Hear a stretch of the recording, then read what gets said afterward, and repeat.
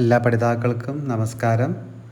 ഇന്നത്തെ ക്ലാസ് +2 തുല്യത പൊളിറ്റിക്കൽ സയൻസിലെ പ്രധാനപ്പെട്ട 3 ചോദ്യോത്തരങ്ങളുമായിട്ടാണ്. ആദ്യമേ പറയട്ടെ, ഇതില്ലാത്ത ഒരു ചോദ്യപേപ്പർ ഉണ്ടാവില്ല. +2 തുല്യത പൊളിറ്റിക്കൽ പരീക്ഷയിൽ ഈ 3 ചോദ്യോത്തരങ്ങളില്ലാത്ത ഒരു ചോദ്യപേപ്പർ ഉണ്ടാവില്ല എന്നുള്ളത് ഉറപ്പാണ്. ആദ്യത്തെ നമുക്ക് 51-ാമത്തെ പേജിലേക്ക് പോവാം. 51-ാം page text book 2 page number 51 അതിലെ പട്ടിക ഇമ്പോർട്ടൻ്റ് ആണ്.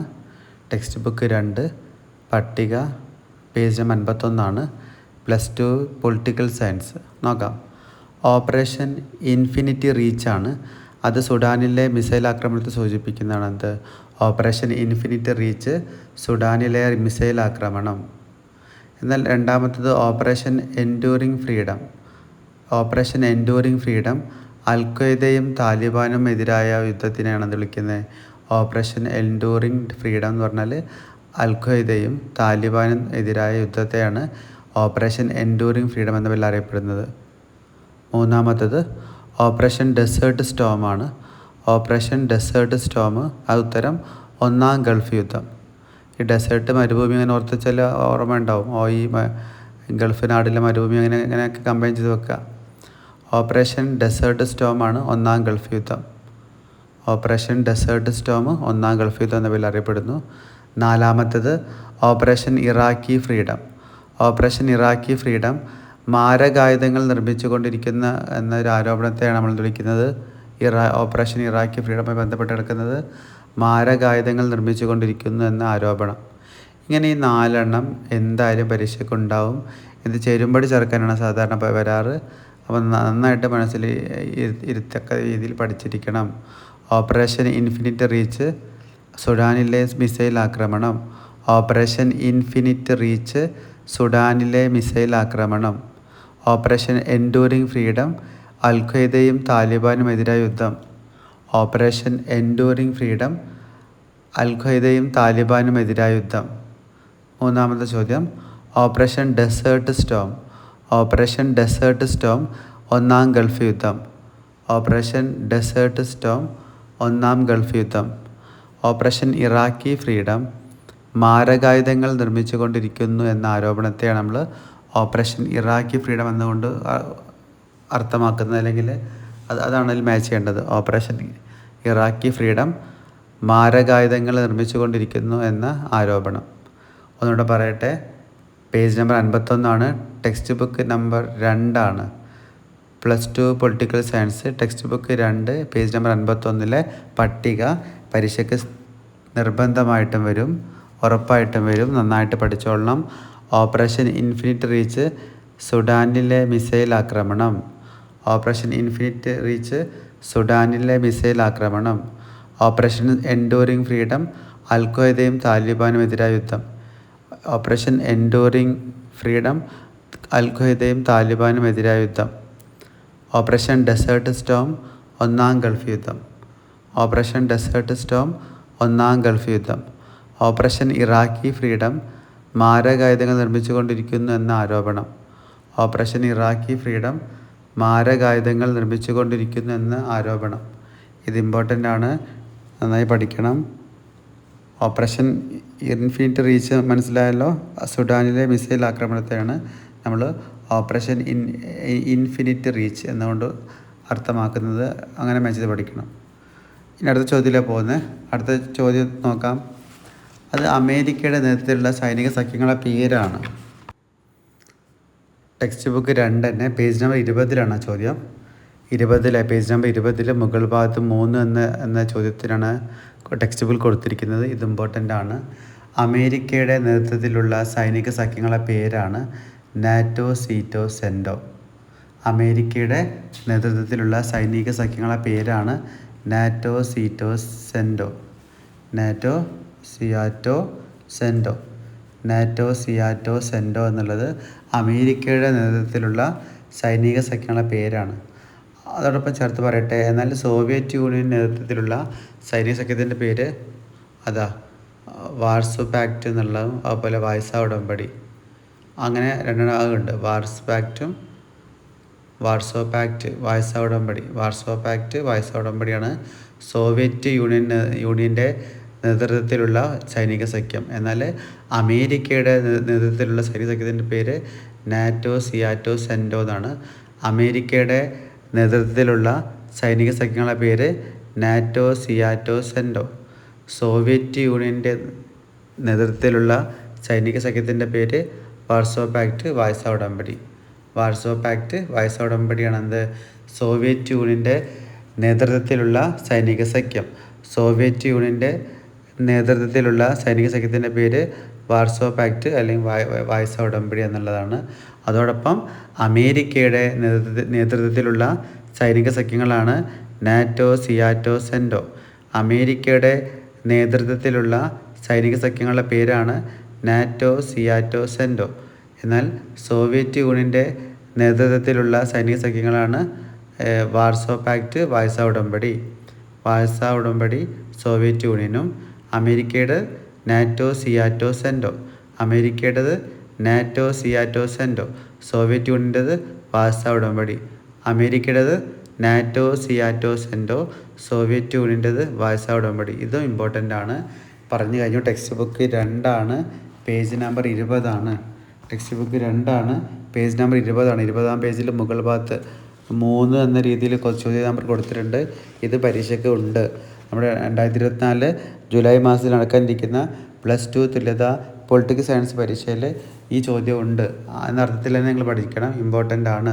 അമേരിക്കയുടെ നേതൃത്വത്തിലുള്ള സൈനിക സഖ്യങ്ങളുടെ പേരാണ്.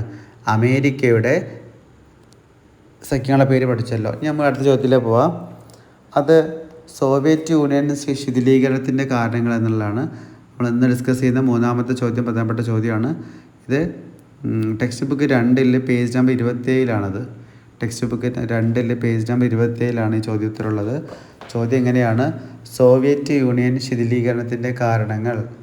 സോവിയറ്റ് യൂണിയൻ ശിഥിലീകരണം, അത് നശിക്കാനുള്ള കാരണങ്ങളാണ്. അവിടെ വായിക്കാതെ ഒന്ന്. 1991 സോവിയറ്റ് യൂണിയൻ ശിഥിലമായി. വളരെ സുശക്തമായ ഒരു രാഷ്ട്രമായിരുന്നുവെങ്കിലും ആന്തരിക ദൗർബല്യങ്ങൾ സോവിയറ്റ് വ്യവസ്ഥയെ ശിഥിലീകരണത്തിലേക്ക് നയിച്ചു. ശിഥിലീകരണത്തിലേക്ക് നയിച്ച പ്രധാന കാരണങ്ങൾ പറയുന്നത് 4 കാരണങ്ങളാണുള്ളത്. ഇത് ഇമ്പോർട്ടൻ്റ് ആണ്, പഠിക്കണം. സോവിയറ്റ് യൂണിയൻ്റെ ശിഥിലീകരണത്തിൻ്റെ കാരണങ്ങളാണ്. അപ്പോൾ നമ്മൾ ആദ്യം എഴുതേണ്ടത് 1991 ഈ സോവിയറ്റ് യൂണിയൻ ശിഥിലമായത്. 1991 സോവിയറ്റ് യൂണിയൻ ശിഥിലമായത്. വളരെ സുശക്തമായ ഒരു രാഷ്ട്രമായിരുന്നുവെങ്കിലും ആന്തരിക ദൗർബല്യങ്ങളാണ് സോവിയറ്റ് യൂണിയനെ ശിഥിലത്തിലേക്ക് നയിച്ചതെന്ന് പറയാം. വളരെ സുശക്തമായ ഒരു രാഷ്ട്രമായിരുന്നെങ്കിലും ആന്തരിക ദൗർബല്യങ്ങളാണ് സോവിയറ്റ് യൂണിയനെ ശിഥിലീകരണത്തിലേക്ക് നയിച്ചതെന്ന് പറയുന്നു. അപ്പോൾ അതിൽ പ്രധാനപ്പെട്ട 4 കാര്യങ്ങൾ നമ്മൾ ലിസ്റ്റ് ഔട്ട് ചെയ്ത് പഠിക്കേണ്ടതുണ്ട്. ചോദ്യം ആവർത്തിക്കുന്നു. സോവിയറ്റ് യൂണിയൻ്റെ ശിഥിലീകരണത്തിൻ്റെ കാരണങ്ങൾ. ആദ്യം എന്ത് ചെയ്യണം? നമ്മൾ 1991 സോവിയറ്റ് യൂണിയൻ ശിഥിലമായത്. വളരെ സുശക്തമായ ഒരു രാഷ്ട്രമായിരുന്നുവെങ്കിലും ആന്തരിക ദൗർബല്യങ്ങളാണ് സോവിയറ്റ് വ്യവസ്ഥ ശിഥിലീകരണത്തിലേക്ക് നയിച്ചത്. ഇങ്ങനെ പ്രധാന കാരണങ്ങൾ പറയുന്നു. സോവിയറ്റ് യൂണിയൻ ശിഥിലീകരണത്തിൻ്റെ കാരണങ്ങൾ. സോവിയറ്റ് യൂണിയൻ ശിഥിലീകരണത്തിൻ്റെ കാരണങ്ങൾ നോക്കൂ. 1 രാഷ്ട്രീയ സ്ഥാപനങ്ങളുടെ ആന്തരിക ദൗർബല്യം. നേരത്തെ പറഞ്ഞ പോയിൻ്റ് തന്നെ. സോവിയറ്റ് രാഷ്ട്രീയ സ്ഥാപനങ്ങളുടെ ആന്തരിക ദൗർബല്യം. 2 സാമ്പത്തിക സ്ഥാപനങ്ങളുടെ ആന്തരിക ദൗർബല്യം. 2 പോയിന്റ് പഠിച്ചല്ലോ. രാഷ്ട്രീയ സ്ഥാപനങ്ങളുടെ ആന്തരിക ദൗർബല്യവും സാമ്പത്തിക സ്ഥാപനങ്ങളുടെ ആന്തരിക ദൗർബല്യവും. രാഷ്ട്രീയ സ്ഥാപനങ്ങളുടെ ആന്തരിക ദൗർബല്യവും സാമ്പത്തിക സ്ഥാപനങ്ങളുടെ ആന്തരിക ദൗർബല്യവുമാണ് സോവിയറ്റ് യൂണിയൻ്റെ ശിഥിലീകരണത്തിന് കാരണമായ ആദ്യത്തെ 2 കാരണങ്ങൾ. മനസ്സിലായല്ലോ? 1 സോവിയറ്റ് രാഷ്ട്രീയ സ്ഥാപനങ്ങളുടെ ആന്തരിക ദൗർബല്യം. സോവിയറ്റ് സാമ്പത്തിക സ്ഥാപനങ്ങളുടെ ആന്തരിക ദൗർബല്യം. മൂന്നാമത്തെ പോയിന്റ്, ദേശീയതയുടെ വളർച്ചയും സോവിയറ്റ് റിപ്പബ്ലിക്കുകളുടെ പരമാധികാര മോഹവും. ദേശീയതയുടെ വളർച്ചയും സോവിയറ്റ് റിപ്പബ്ലിക്കുകളുടെ പരമാധികാര മോഹവുമാണ് ഒരു ശിഥിലീകരണത്തിൽ നയിച്ച ഒരു പ്രധാന കാരണം. സോവിയറ്റ് റിപ്പബ്ലിക്കുകളുടെ പരമാധികാര മോഹവും ദേശീയതയുടെയും വളർച്ചയുമാണ് സോവിയറ്റ് യൂണിയൻ ശിഥിലീകരണത്തിന് കാരണമായ മറ്റൊന്ന്. അടുത്തൊരു ഒന്നുകൂടെ ഉണ്ട്. ഗോർബച്ചോവിൻ്റെ പരിഷ്കാരങ്ങൾ. ഗോർബച്ചേവിൻ്റെ പരിഷ്കാരങ്ങളാണ് മറ്റൊരു കാരണം. ഈ സോവിയറ്റ് യൂണിയൻ്റെ ശിഥിലീകരണത്തിലേക്ക് നയിച്ച മറ്റൊരു കാരണമാണ് ഗോർബച്ചേവിൻ്റെ പരിഷ്കാരങ്ങൾ. ഇങ്ങനെ ഈ 4 കാര്യങ്ങൾ നമ്മൾ ലിസ്റ്റ് ഔട്ട് ചെയ്ത് പഠിക്കേണ്ടത് ഇമ്പോർട്ടൻ്റ് ആണ്. ചോദ്യം: സോവിയറ്റ് യൂണിയൻ ശിഥിലീകരണത്തിൻ്റെ കാരണങ്ങൾ. അതൊക്കെ ഏത് നമ്മൾ 1991 സോവിയറ്റ് യൂണിയൻ ശിഥിലമായി. 1991 സോവിയറ്റ് യൂണിയൻ ശിഥിലമായി. വളരെ സുശക്തമായൊരു രാഷ്ട്രമായിരുന്നുവെങ്കിലും ആന്തരിക ദൗർബല്യങ്ങൾ സോവിയറ്റ് വ്യവസ്ഥയെ ശിഥിലീകരണത്തിലേക്ക് നയിച്ചു. വളരെ സുശക്തമായ ഒരു രാജ്യമായിരുന്നെങ്കിലും ആന്തരിക ദൗർബല്യങ്ങളാണ് സോവിയറ്റ് യൂണിയനെ ശിഥിലീകരണത്തിലേക്ക് നയിച്ചത്. ഇനി അതിലെ പ്രധാന കാരണങ്ങൾ പറയുന്നു. ഈ സോവിയറ്റ് യൂണിയൻ്റെ ശിഥിലീകരണത്തിലേക്ക് നയിച്ച പ്രധാന കാരണങ്ങളാണ് നോക്കാം. സോവിയറ്റ് രാഷ്ട്രീയ സ്ഥാപനങ്ങളുടെ ആന്തരിക ദൗർബല്യം, സോവിയറ്റ് സാമ്പത്തിക സ്ഥാപനങ്ങളുടെ ആന്തരിക ദൗർബല്യം. അപ്പോൾ പറയുമ്പോൾ ഒന്ന് രാഷ്ട്രീയ സ്ഥാപനങ്ങളുടെ ആന്തരിക ദൗർബല്യം, സാമ്പത്തിക സ്ഥാപനങ്ങളുടെ ആന്തരിക ദൗർബല്യം. രാഷ്ട്രീയ സ്ഥാപനങ്ങളുടെ ആന്തരിക ദൗർബല്യം, സാമ്പത്തിക സ്ഥാപനങ്ങളുടെ ആന്തരിക ദൗർബല്യം. ആ രണ്ട് ദൗർബല്യം നമ്മൾ പഠിച്ചു കഴിഞ്ഞു. മൂന്നാമത്തേൽ പറഞ്ഞത് ദേശീയതയുടെ വളർച്ചയും സോവിയറ്റ് റിപ്പബ്ലിക്കുകളുടെ പരമാധികാര മോഹവും. ഈ സോവിയറ്റ് റിപ്പബ്ലിക്കിന് ഭയങ്കര പരമാധികാര മോഹമാണ് അവരെ ഈ ശിഥിലീകരണത്തിലേക്ക് വഴിതെളിച്ച ഒരു കാരണം. റിപ്പബ്ലിക്കൻ പരമാധികാര മോഹം.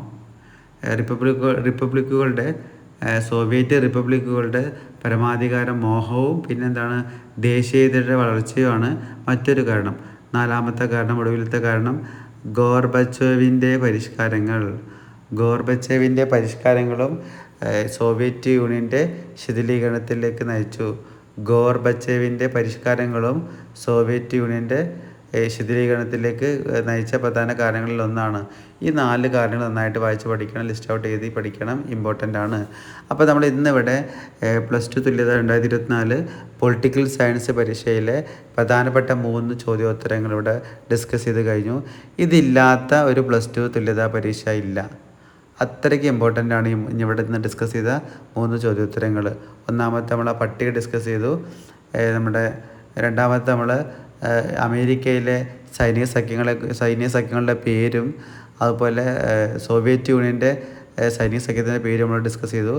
ഇപ്പോൾ നമ്മൾ മൂന്നാമത്തെ ചോദ്യം ഡിസ്കസ് ചെയ്തത് സോവിയറ്റ് യൂണിയൻ ശിഥിലീകരണത്തിൻ്റെ കാരണങ്ങളാണ്. ശിഥിലീകരണത്തിൻ്റെ കാരണങ്ങളാണ് നമ്മൾ പറഞ്ഞു.